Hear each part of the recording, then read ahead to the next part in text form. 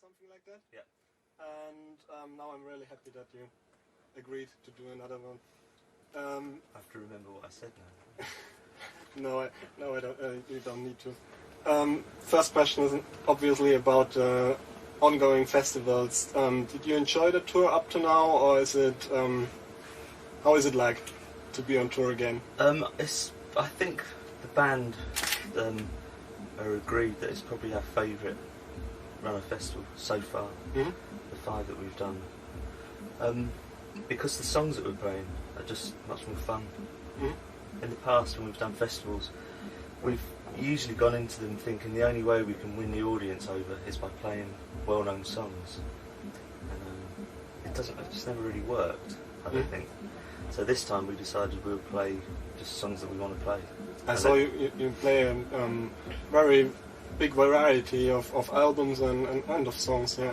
Yeah, I mean we played, at yesterday's one we played 24 or 5 songs, and we're playing about 23 or 24 tonight, and there'll only be 2 the same as yesterday. Oh. So it's going to be... Well, I'm trying to push the group, you see, so we'll be doing different songs for every festival. It's like, it's quite difficult for me to remember the words to something, but it just makes it more enjoyable, you know. If we were doing them and we were playing the same songs, it becomes a bit of a routine, but this way no one really knows what we're going to play until like an hour before the show, so it's a bit more exciting. Yeah. Routine is a good catchword. This week the Rolling Stones celebrated their 40th birthday of being on stage. Does something like that makes you a little bit afraid of what's going on in the future? Well, it makes me feel young. Younger. No, I honestly, I stake my life on the fact that I won't be celebrating 40 years with The Cure. But it's our 25th anniversary coming up at the start of next year, and we plan to do something special for that. So the release of the next album and your solo will be connected with it, or? I think that my solo album will be attached to the next Cure album in some way. But not attached to the anniversary. No.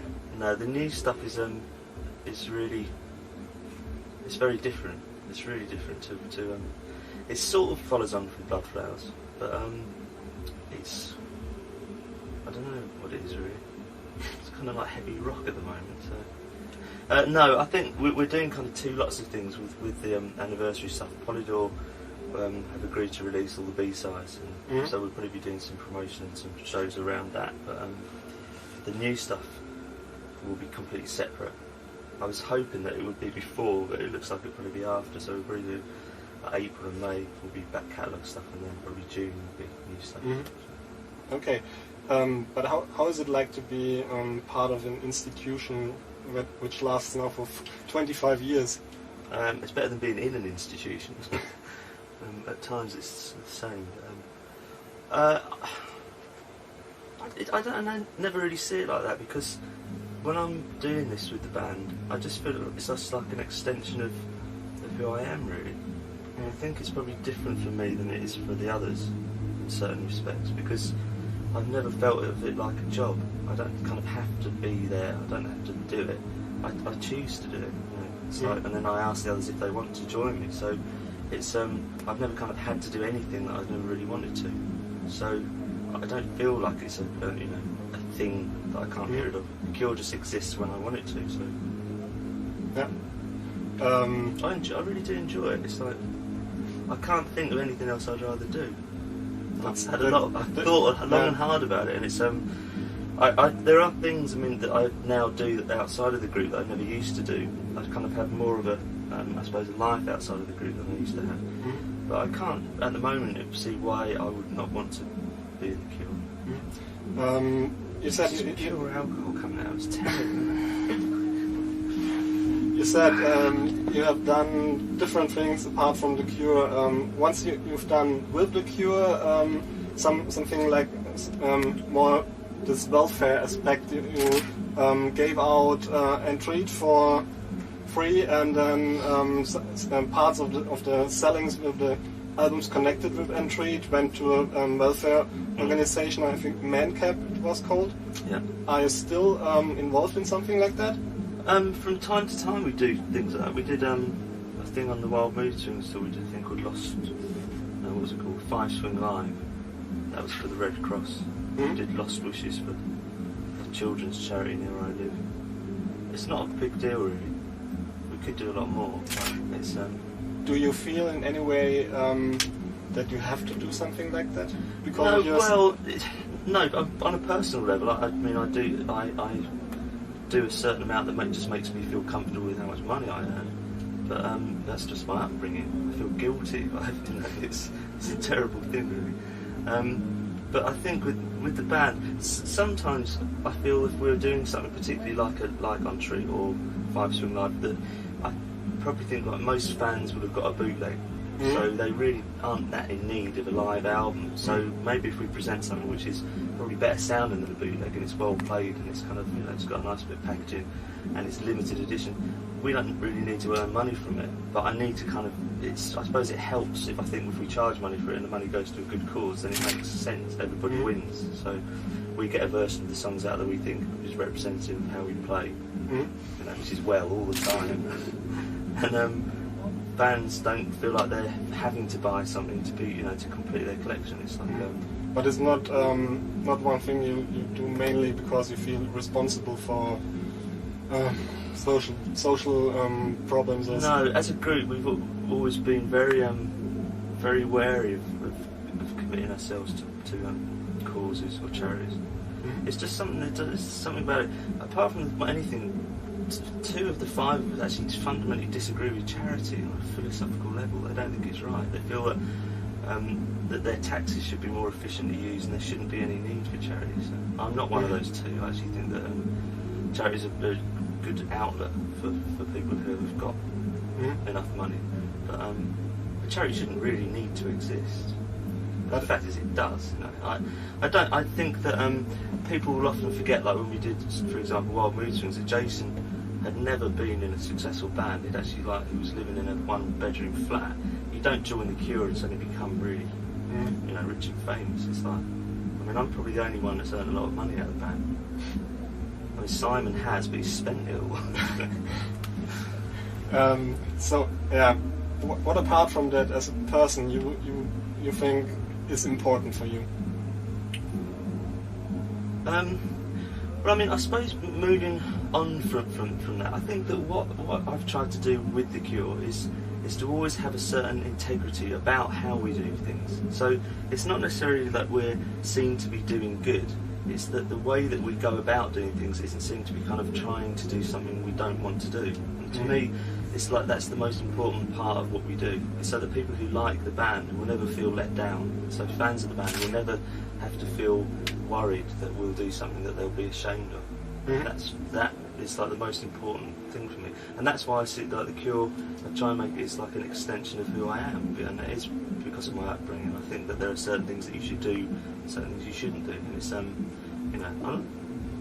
at the same time, I don't think that we're role models. I don't think we ever have been.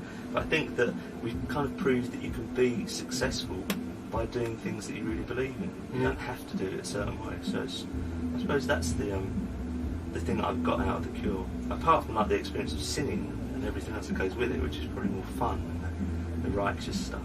Are you sometimes do you sometimes have a conflict with people around you that perhaps have this opinion you should be in a certain role, or should have a certain image, should do special things? I've pretty much been in conflict with everyone around me ever since I started, to be honest. Like the people, whether it be record company people or even people in the band, think that I could have, at many points in what I've done, just, for want of a better way of putting it, just actually become more commercial, which is quite humorous to me, because we were an incredibly successful pop band in the 80s. We were really commercial from like 83 to about 87. That's all we did was pop music. Yeah, you sold 27 million. Yeah, I think that's slightly exaggerated because I certainly haven't got the money from them all, if that's how many we've sold. It's but yeah, we've sold millions of records. records, but I over a period of time, you know. And a lot of the music that we've made hasn't really been. I mean, as an example, when we did the Kiss Me album, when we did the singles from that, like Why Can't Be You and stuff, the logical thing to do was to capitalise on that, and what we chose to do was Disintegration, which when it came out, people were saying that isn't commercially successful, and yet became even more successful. And then we did the same with Wish, and that was even more successful again. So no one has ever really understood how we've been successful, and I honestly believe it's because of how we do things. I think primarily it's the music. If you don't write good music, or if you don't play music that people want to hear, then you haven't got a chance anyway. It doesn't matter what you think or do or say. But within that, it goes back to like our audience is a really kind of loyal audience, and it sort of renews itself. We attract a certain kind of person, and that's purely because of the kind of group that we are. So, I mean, I know that a lot of our hardcore fans hate us doing the singles, you know, with a passion. It just so happens that over the last kind of 5 years, I agree with them. That's why we haven't played many singles, and on the Bloodflower tour we played very few singles. I don't really feel comfortable anymore. Having said that, we're doing 3 singles tonight. Oh, 3 out of 22? Possibly for. I think we might be doing. Try and cut here tonight for the first time. But. Good. So again, a little bit a step back. You said something about the future sound of The Cure. Can you imagine to do totally different sound? Because you said the next songs will be different. We have though. I mean, through the years, we've tried an awful lot of different styles of music. You know, it's like the obvious ones being Love Cats, and you know, we've done like electro pop and stuff. Enough, yeah. But whenever I sing, it sounds like The Cure. I mean, we've done demos of stuff where I don't sing that you'll never notice The Cure. It's like, unless we play a particular type of music with a particular array of instruments, you know, then I know there is a definitive Cure sound, I suppose. But even within that, there's probably not just one definitive Cure sound. Like The Cure that played 17 Seconds is a very particular sound of its time. You know, it's like it sounds like The Cure. There's also a sound around the time of Disintegration, which is a very sort of Cure-like sound. But I think that like this band doing Bloodflower has got a very particular Cure-like sound as well. It's like it's different again. Yeah. But the thing is, whenever I sing, it just sounds like The Cure. That's what people mean when they say we always sound the same. It's like people. Well, in England. But that's also what people want from you. So. Well, the thing is, I suppose a lot of the criticism, most of the criticism we get, actually 90% of the criticism we ever get comes from the English media. And it's not really to do with the music, it's to do with me. And so essentially the people in England see The Cure and they see me. It's like, and so they hear The Cure and they hear my voice. And that doesn't really happen everywhere else in the world. I think there is actually more of a sense that The Cure's a band. You know? I mean, to fans, Simon's as important as I am. Yeah. It's like, and I know that, you know, and the band knows that. But the English media doesn't know that. They wouldn't even know who Simon was. So it's I don't know. It doesn't really bother me actually. It used to, but okay. He's showing all these signs. We have to stop. Another couple of questions. Sorry. Another couple of questions. I might stop sweating if you keep talking. 2 more questions. 3 more questions. 3 more questions. Yeah. Good. So we talked a little bit about the person of Robert Smith. Obviously, the fans are very much interested in the person. How much would you give away from you to them? I'm not sure that fans would really want me to be like a normal person. I don't think they want to know very much about me. I actually don't believe that, because. To give you an example, right, when I was young, I really admired David Bowie. He was kind of like the only living person that I thought was really good. And the first time I met him in the mid-90s, I was really, really upset because I sort of talked to him for a couple of hours and we didn't get on. We just disagreed about almost everything, about art and about, you know, the way the world turns. And I went away from that and I felt kind of it's like that was my idol, you know, and I was so wrong. What I imagined he would be like, he was nothing like it. And I think that's true of anyone really, that if you find out that, you know, people have feet of clay, so it's like I do something which is unusual from time to time. I do, you know, and my life is kind of unusual because I don't have to work, because what I enjoy doing is actually my job. And going on stage and singing to people is a kind of a unique experience, and the reason why I still do it is because I can't get that anywhere else. You know, it's like, it's something that I would really miss. But 90% of my life is incredibly dull.